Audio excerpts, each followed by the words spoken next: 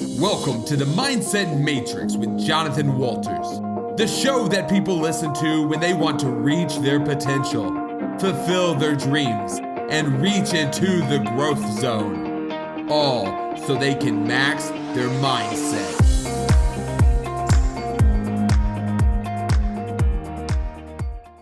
Welcome to the Mindset Matrix with Jonathan Walters. I've got a guest for you today that is going to blow your mind.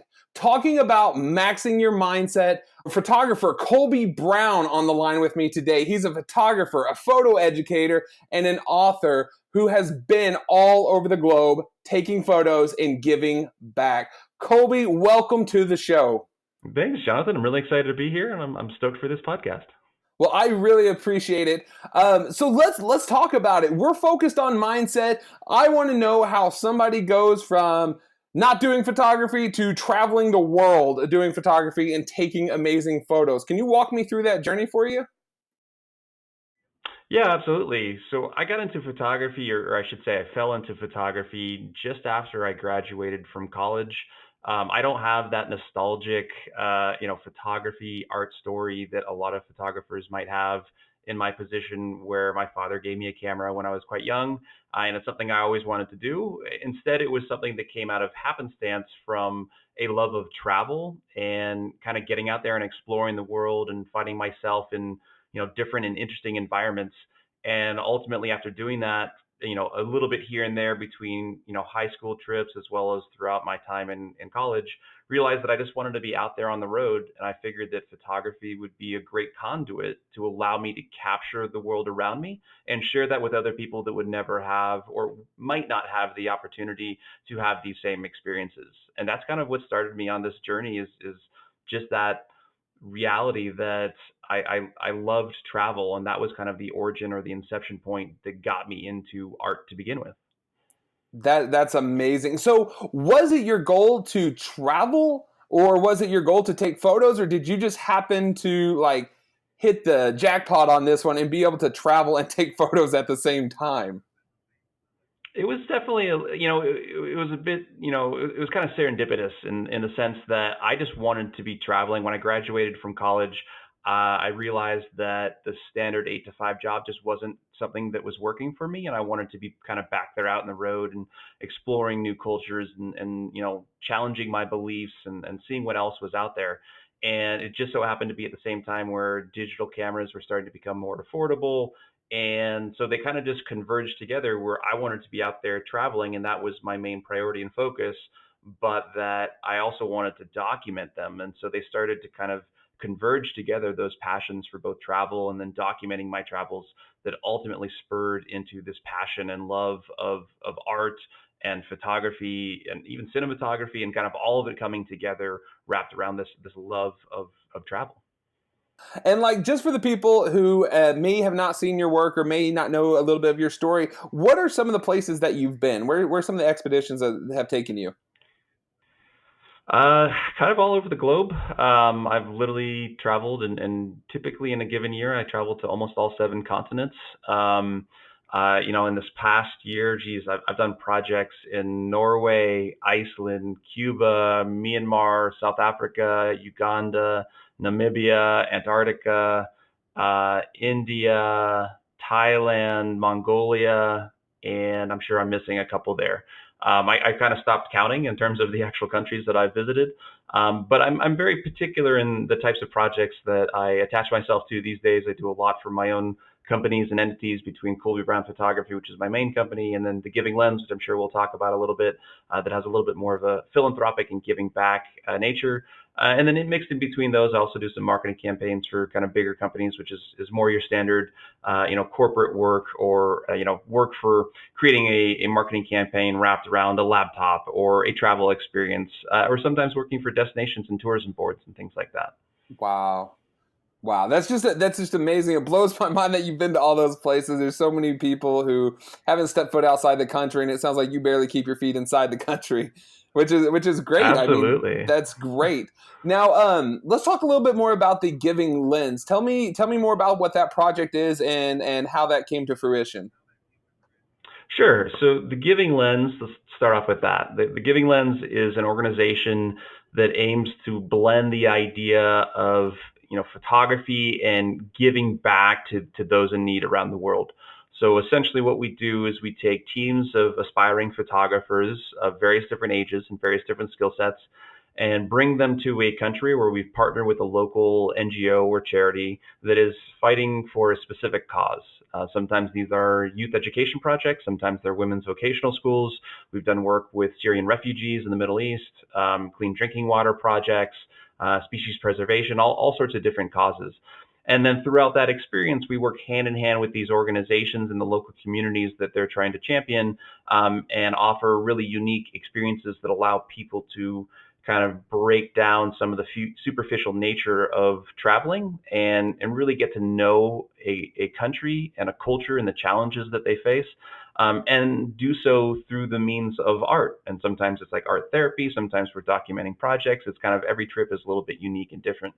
And the idea for the Giving Lens all came about through my travels around the world for those first, few years when I started doing this for a living, and just realizing the disparity and the contrast, and like I said, the superficial nature of travel out there, and wanting to find a way to rectify those challenges, to do something about it. I think so often travelers or even travel photographers travel to these unique locations, and it creates a very one-sided relationship where we have a camera in our hand and we're trying to capture these beautiful photos of people or temples or different things within a culture that is not our own. And we begin, maybe subconsciously or maybe intentionally, I don't know why, to kind of almost dehumanize the subjects that we're trying to photograph. So we treat them as photographs rather than as individual people. So that's kind of the superficial nature that I like to combat. And then on top of that, just realizing that I didn't know where my money was going when I was traveling. There's a lot of foreign investment in these countries and a lot of Western investment from places like here in the US and Canada and Europe. And so if I'm going to develop a country, I want to make sure that my money is going to support local communities. And so I didn't initially know where that was happening. And so that was quite a disconnect. And then, like I said, giving back. I feel that a lot of people on this planet really want to give back and want to help other people, but they don't know where to start. And that was me, 13 years ago when I first started doing this. And so I wanted to kind of figure out that challenge as well, and figure out ways that we can create tangible differences. We can raise money. We can work hand in hand in these communities and really make a difference in a way that is meaningful and that is not, what's the right term? That isn't, just for show. We wanted to truly make a difference. And so the Giving Lens became the vehicle that allowed me to really combat those three main challenges that I found traveling the world.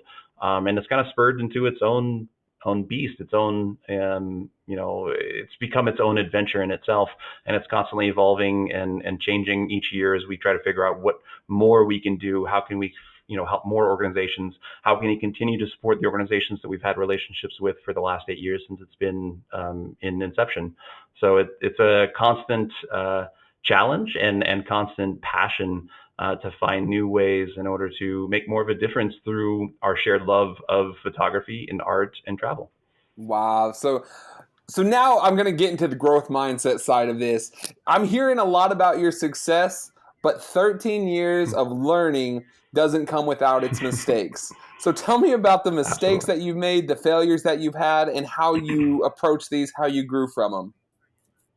Well, it's such a good question. I mean, first and foremost, before I answer it, I mean, I find it quite interesting, especially in Western culture, coming from being here in the US and Canada, that so often our society has this negative look on failure and on struggle. And in reality, if you look at any of the most successful people in any industry, all of their successes are built on a string full of either bad ideas or failed ideas, or challenges that they faced.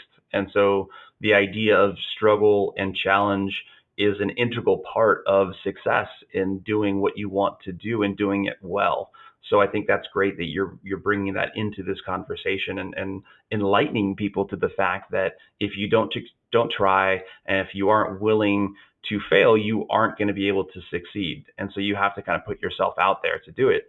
And, as a long-winded intro into answering your question, there were certainly lots of mistakes I made out there early on. I didn't really know what I was doing when I first got into photography and the business side of things. I simply just wanted to be out there and be traveling. And so I didn't know a lot about branding and marketing and networking.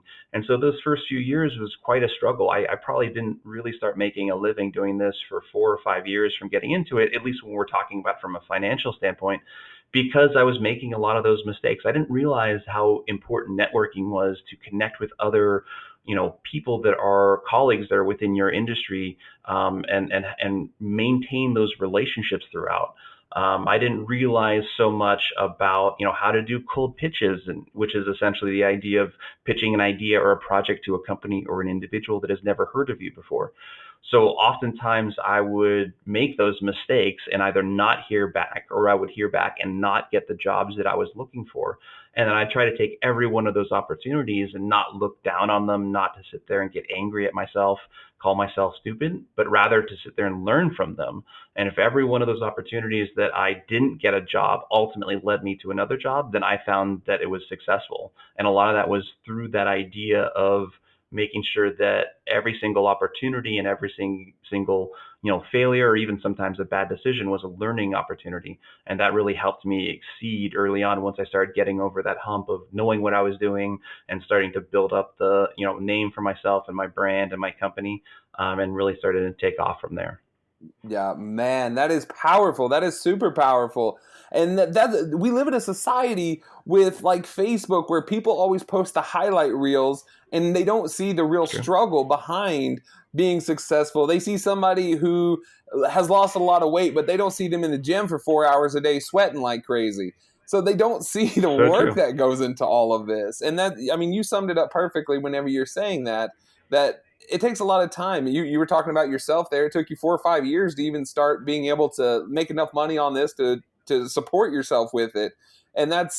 that's a lot of dedication. I mean, you've got to get through that time, and I love that you brought that up like that. That's amazing.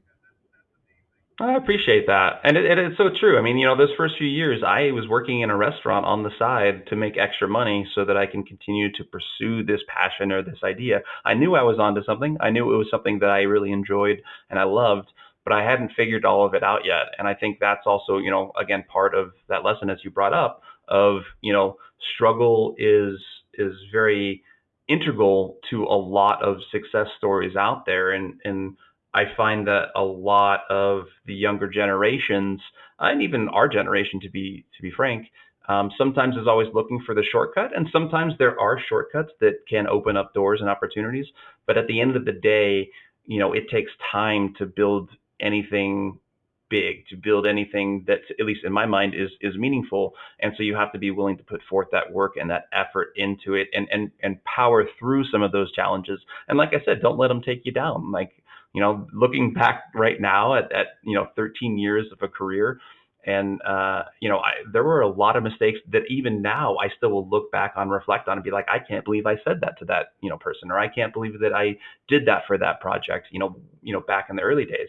But regardless, I'm looking back on it not to get down on myself, but just to kind of remind myself of those lessons, and then, like I said, to learn from them and make sure that I don't make those mistakes again. Yeah, man, that is so powerful. That is so true.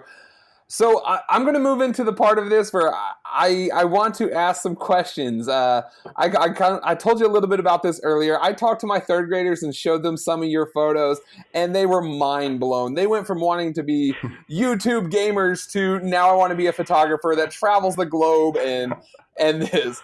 So keep in mind these questions are coming from 8 to 9 year olds. I promised them I would ask you a couple of them. So here we No worries. go. Let's do it.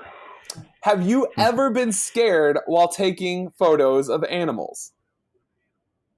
Yes, absolutely. I think a healthy amount of fear is required for certain kinds of photography. And I think wildlife photography is part of that.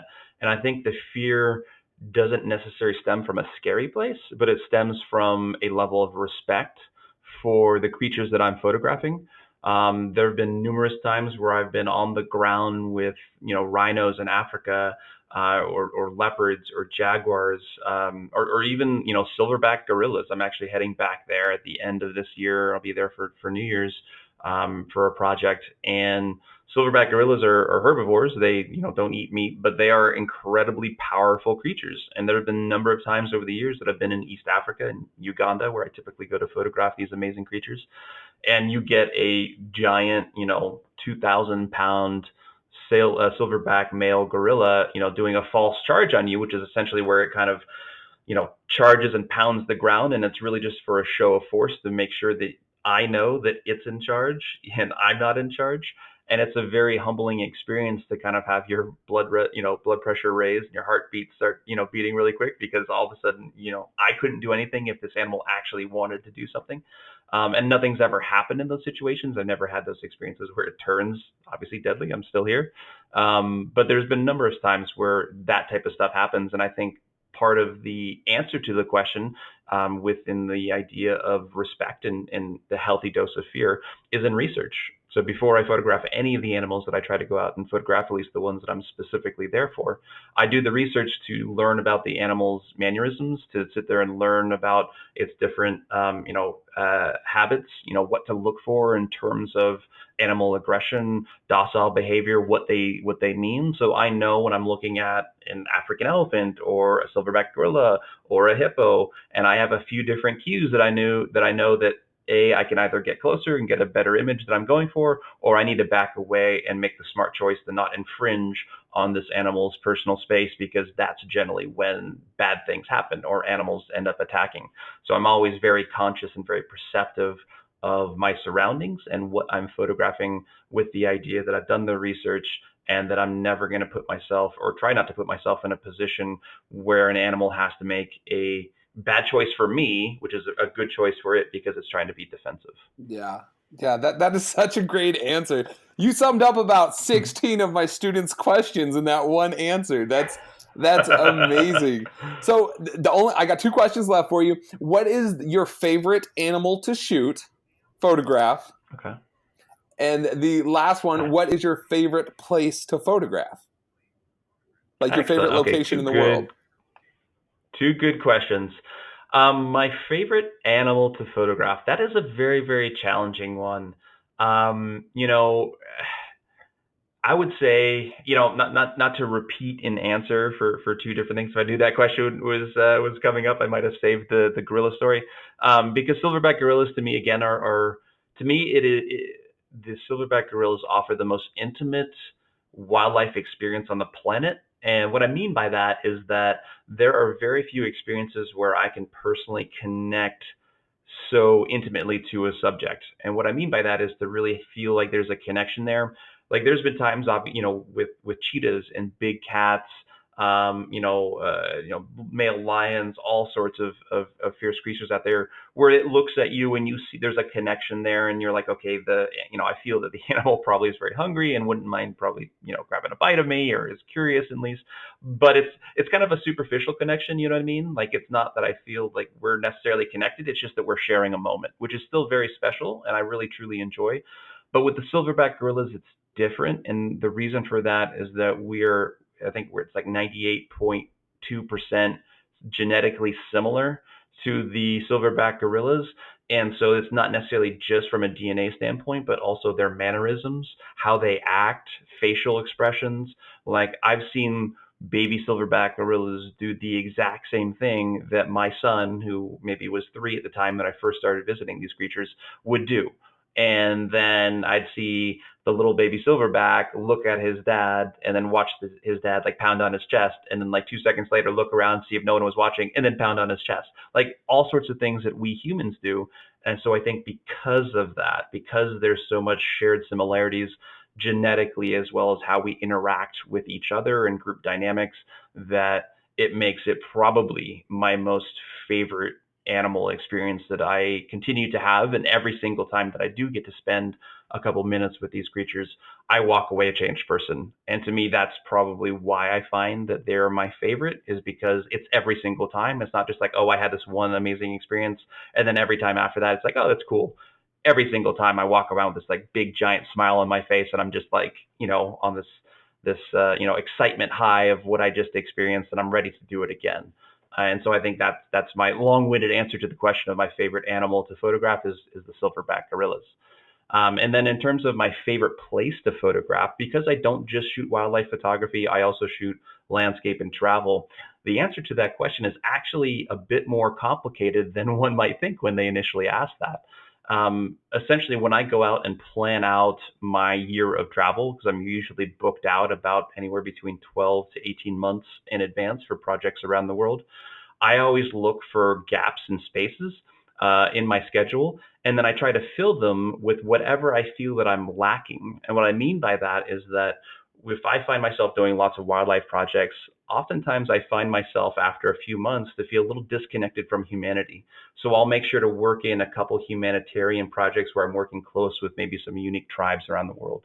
Or sometimes I just need a disconnect from it all. Life's been a little bit too crazy and I need to go have some solitude in nature. So I'm going to build in some projects wrapped around places like Patagonia or Norway or Iceland or up in the subarctic in Canada, where I can get away from everything and just find some solitude and peace in nature. And so the answer to what is my favorite place to photograph really depends on my current mental state and where I feel I'm either lacking or where I feel close connected at that time. And so, as a to give you a couple ideas for whoever answered this question, like right now, I'd say that my favorite, quiet place out in nature is either in Patagonia, which is in South America, in southern Chile or Argentina, because the mountains are just amazing, or actually Mongolia, where I recently did a project there early in September, where it was again these vast open spaces and big mountainous landscapes, which to me are very peaceful. In terms of right now, my favorite place to photograph people, I'd probably say it's either split between India, because of its cultural diversity and just so many different people talking different languages, and they all have different beliefs and different, colored festivals, to places like Papua New Guinea, which is much more remote, but quite interesting because Papua New Guinea actually has, I think it's 950 established national languages, because the landscape out there was so drastic, and the environment was so dangerous that a lot of villages wouldn't travel very far. So that there were a lot of remote villages as it was being discovered by the Australians way back in the day, never really interacted with each other. And so they had to develop their own languages. So a village that was one place and another village that was a couple miles away probably couldn't speak to each other because they never actually engaged with each other. And so places like that are interesting. And then, like I said, for wildlife, East Africa, South Africa, pretty much anywhere in Africa, I can go and be a very happy man.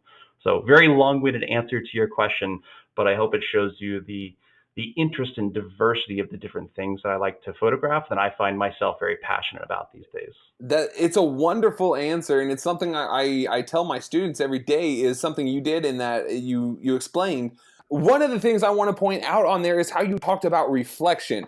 So a lot of times people will just go with the flow and they don't look back and think about how something makes them feel or how something led to something else. And you're talking about how you looked for these areas that, sometimes you just needed solitude to be more at one with yourself. Sometimes you want to do more humanitarian stuff.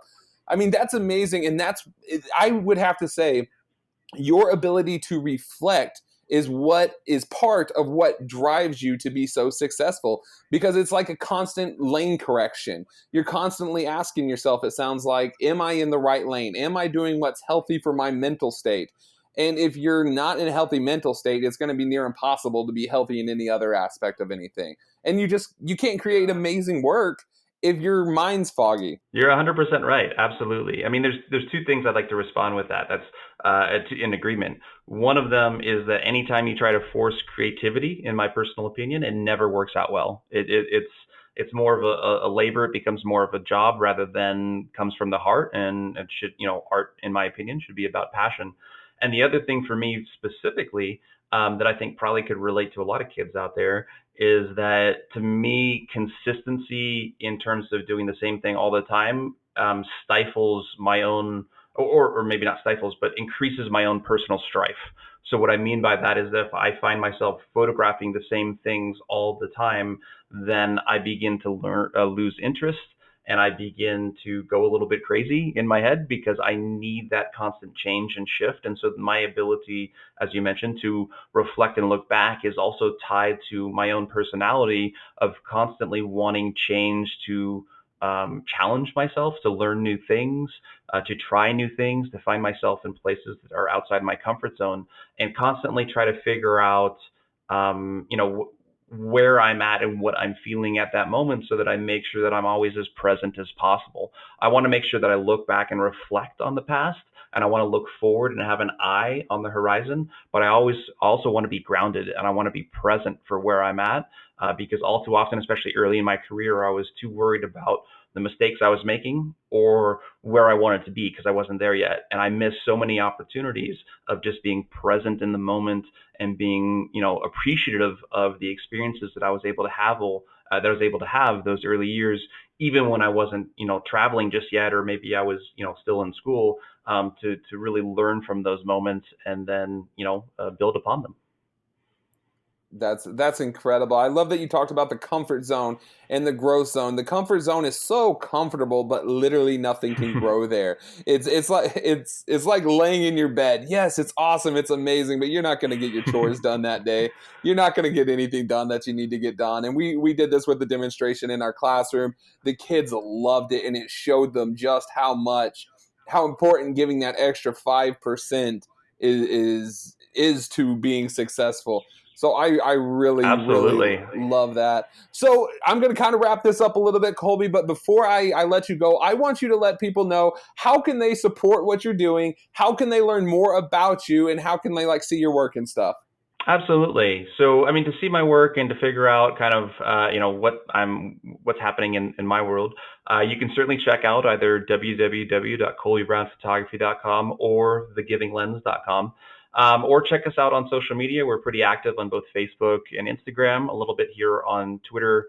And then in terms of support, just, I like to harness, with both my companies, both these entities, a lot of community engagement. And so we're constantly, when we post stuff out there, we're constantly reaching out to our community. We're trying to help educate people and let people learn from each other. So if you want to learn more about photography, travel, or giving back, and you want to join a community, check out all of our social media channels. Every time we post stuff out there, or our email list, we're constantly trying to engage with you. We're trying to learn from you and hopefully to inspire you as well. And so that's a great way to kind of support what we're doing, is just to engage with other people and ask questions, answer other people's questions, and just be kind of present. And then hopefully the idea is that we all lift each other up. We all get to do more of what we really want to do and follow our passions. And we all hopefully make a little bit more of a difference out there in the world at the same time. Spoken like an expert. Thank you so much, Colby Brown. I appreciate you being on the show today, and I'm looking forward to seeing what comes from you in the future. Oh, I appreciate it. Thanks so much for having me, Jonathan. You're welcome. Have a good one. Thank you so much for listening to the Mindset Matrix today with our guest, Colby Brown. I really appreciate you taking the time out of your day to listen to us try to spread our message about growth mindset. As a reminder, all it takes is a little bit of growth mindset to make some amazing things happen. So, go out there, make it happen.